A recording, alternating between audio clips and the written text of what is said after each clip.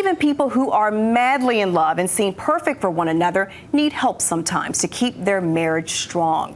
Handle with Care is designed to do just that. It's a book from Pastor Andy Thompson of World Overcomers Christian Church in Durham. And Pastor Andy is here to tell us how it can help married people beat the odds. Welcome. Thank you so much for having me. Absolutely. I'm excited to be here with you today. Yeah. Why'd you write this book? I wrote the book because people need stability. Whether we're talking about Lebanese culture, whether we're talking about the oxygen being consistent so we can breathe, these lights being consistent so they can see us, we need consistency, we need stability. And certainly when it comes to who we are in the family, when we say I love you, we mean forever. But today when we say I do, we mean as long as you act right. And so we need to talk about how to continue to bring that stability, consistency to who we are as individuals. Yeah. And so marriage is something that we have to think about and talk about today. And you know from experience, you've been married for quite a while. Married for 23 years with the same person for 25 years. Married to the same woman for almost 25 years. And no doubt about it, we have 4 kids. Marriage is a great thing. Okay, so what will we learn when we read the book? Well, of course, a part of what is required, and one of the main points of making the book, when we talk about marriage today, divorce is the big thing that we talk about. 50% of marriages ending in divorce. And what I'm saying in the book is that divorce is not the problem. Actually, divorce is going to be the thing that's going to save us. That's why I called the book Handle with Care. Okay, Pastor Andy, good.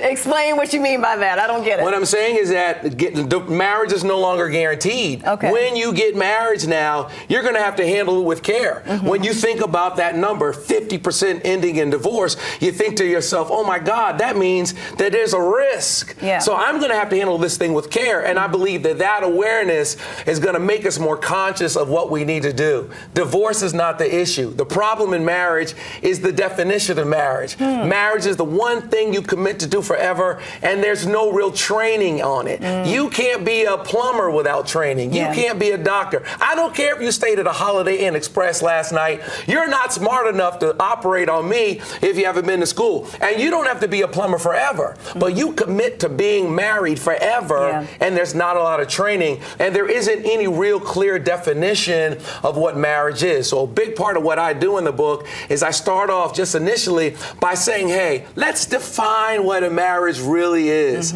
Let's say, okay, this is marriage. What's your definition? One of the main things I'm saying that marriage is it's agreement, okay? Can 2 walk together unless they be agreed to do so? It's going to be very, very difficult to have a strong marriage if you don't agree. Most people that think they have a communication problem actually have an agreement problem. Because if we communicate long enough about something that we don't agree about, it can get ugly. It doesn't matter how mature we are. Even when the presidents, when the candidates are debating, we have a moderator there.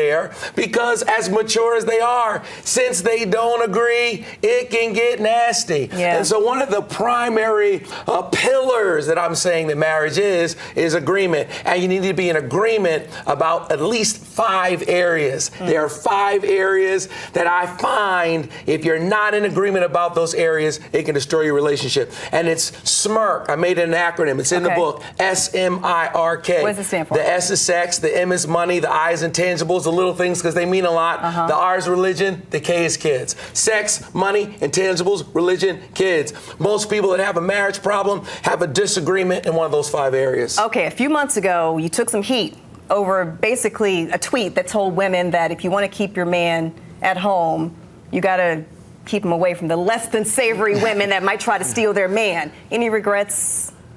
No doubt about it. I mean, I think that the way that it was tweeted, the way it sounded like I was calling all women something. What I was saying is that we need to be in agreement about the relationship that we have, and that you need to have a conversation with your husband about your relationship with him. If you're going to keep your man, you need to talk to him. If you're going to keep your wife, you need to talk to her about your relationship, making sure that the romance is there, making sure that the lines of communication are open, making sure that there isn't anybody else coming in between you and your man or you and your wife.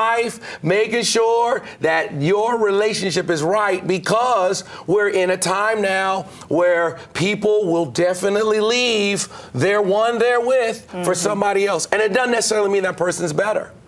Pastor Andy, thank you so much. Thanks for having me. The book is called Handle with Care.